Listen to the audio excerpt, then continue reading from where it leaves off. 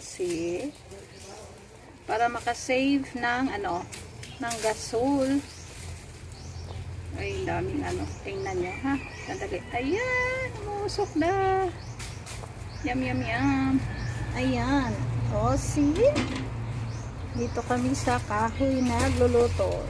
Pero yung kaldero, ganyan ang mangyayari pag apoy ang ginamit nyo pag sa kahoy. Pero, pagkatapos niya, linisin naman yan eh.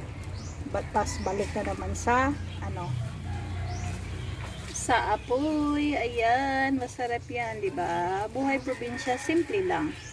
Di ba? Basta marunong ka lang makontento, masaya ng buhay. Yan naman talaga.